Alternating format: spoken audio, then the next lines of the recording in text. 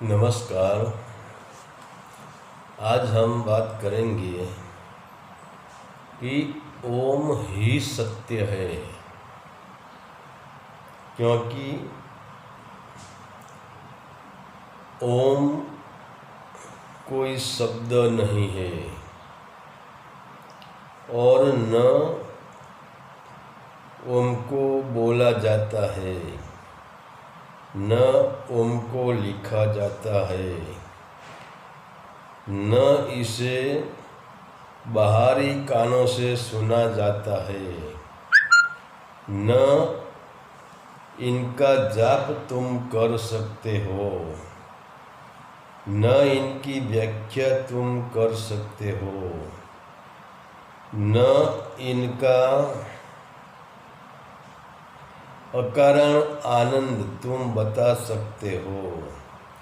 इसीलिए तो कृष्ण कहते हैं कि जिसको शस्त्र छेद नहीं सकते हैं, अग्नि जला नहीं सकती है, पानी भींज नहीं सकता है, कलम लिख नहीं सकती है, वह खुद एक ध्वनि है, वह खुद एक संगीत है। इसे चलाने वाला कोई नहीं है, वह ध्वनि अपने आप चल रही है।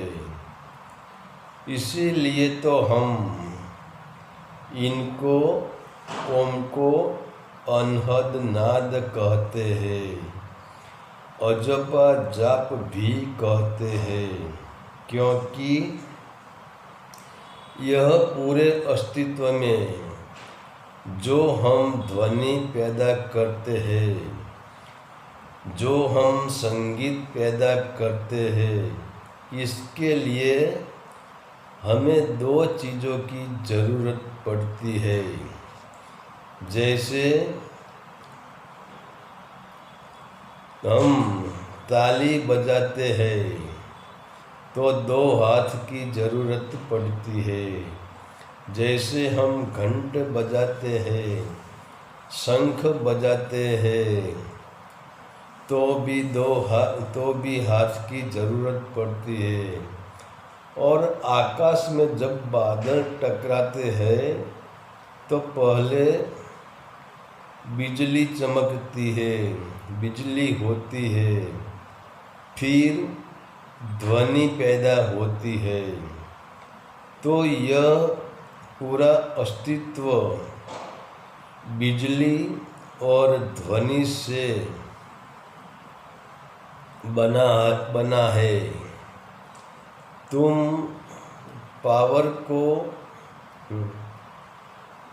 पत्थर को रगड़ो तो बिजली यानी अग्नि प्रकट होती है, और दो पत्थर को रगड़ने से ध्वनि भी प्रकट होती है।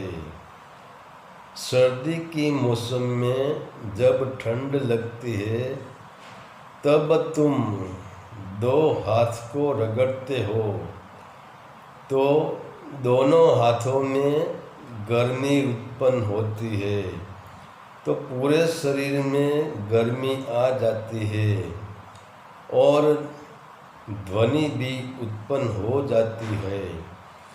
तुम देखो, आप पानी की टकराव से हमको बिजली मिल रही है।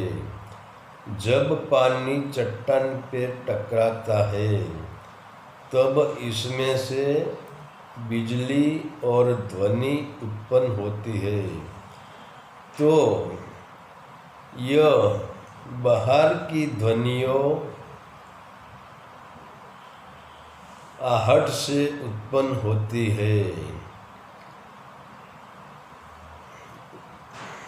तो जो तुम ओम का जाप कर रहे हो तो ऐसा मत समझ लेना कि मैंने ओम का जाप किया, ओम को जान लिया, ओम को पकड़ लिया, ओम को भीतर मैंने उतारा, ऐसा समझने की गलती कभी भी मत करना, क्योंकि जो तुम ओम मंत्र का जाप कर रहे हो इसके लिए तुम्हें प्रयास करना पड़ता है, और वह ओम तुम्हारे गले की टकराहट से उत्पन्न होता है।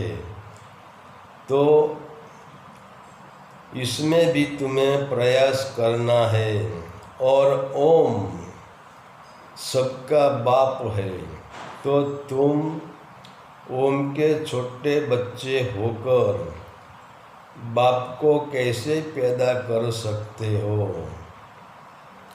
और तुम्हारा किया ओम का जाप घंटे 2 घंटे के लिए है, और तुम करते हो भी घंटे 2 घंटे के लिए, तो अजपा जाप कैसे हो गया?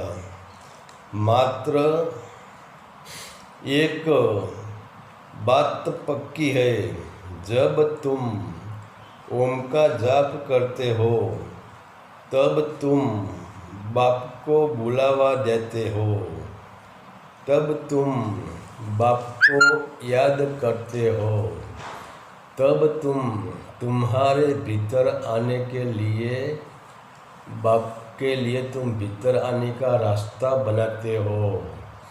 मगर तुम न कभी अजपा जाप करते हो, न तुम ओम का जाप करते हो, क्योंकि ओम की ध्वनि जो हम प्रकट करते हैं, हम ओम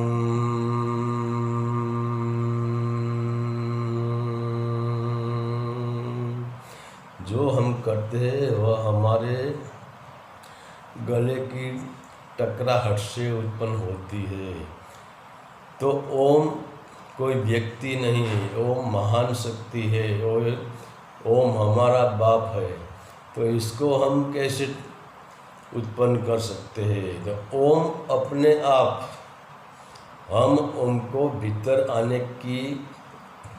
आने का रास्ता बनाते हैं, बाप को याद करते हैं, तो बाप को भीतर आने का रास्ता बनाते हैं। और जब तुम पूरी तरह से शून्य हो गए, पूरे तुम्हारे भीतर पूरे जो टकराव है वह टकराव खो गए, तब मन में एक स्थिरता आती है।